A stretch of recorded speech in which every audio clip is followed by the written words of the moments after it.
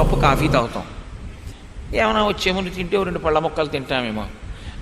రాత్రికి అయిపోయిందా, ఊరుకుంటుందా పెట్టేశానని, రాత్రి మళ్ళీ సిద్ధం, మళ్ళీ కొడుతుంది కెరటం, మళ్ళీ వేస్తాం, మళ్ళీ తెల్లవారుతుంది, మళ్ళీ కొడుతుంది కెరటం, మళ్ళీ వేస్తాం. ఇలా ఎన్నాళ్ళు కొడుతుంది? ఇది ఉన్నన్నాళ్ళు కొడుతుంది. ఇది పడిపోయింది అనుకోండి, తీసుకొచ్చి మీరు ఏం పెట్టినా దానికి అక్కర్లేదు కదండి. దప్పిక, దాహం, వేస్తుంది పోస్తారు తగ్గుతుంది, వేస్తుంది పోస్తారు తగ్గుతుంది, వేస్తుంది పోస్తారు తగ్గుతుంది, మళ్ళీ వస్తుంటుంది. ఈ మనుష్యుడికే కాదు, సమస్త భూతములకు. అందుకే ఇది సనాతన ధర్మంలో భారతదేశం యొక్క గొప్పతనం. భారతదేశం యొక్క గొప్పతనం ఎక్కడుందంటే, ఇది సమస్త ప్రాణుల యందు చూడడం ప్రపంచ దేశాలన్నింటికీ నేర్పిన దేశం భారతదేశమే.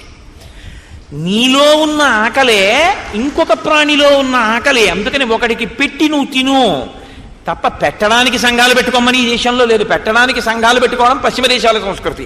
పెట్టడానికి నువ్వే పెట్టద్దు, దానికి సంఘం ఎందుకని అడిగింది ఈ దేశం.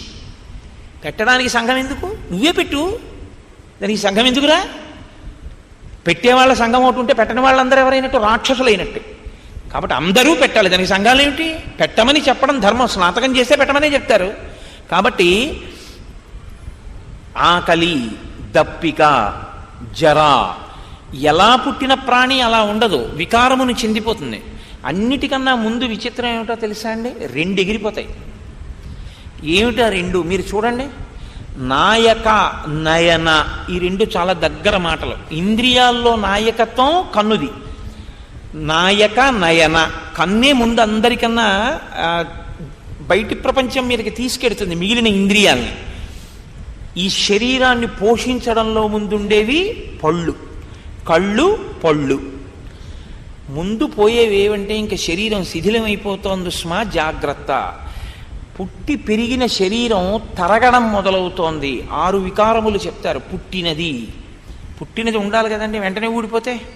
ఇప్పుడు మాకు కాకినాడ అయ్యప్ప స్వామి గుళ్ళో గోశాలలో కొత్తగా దూడ పుట్టింది అని ఫోన్ వచ్చింది మొన్న. చాలా సంతోషించాం.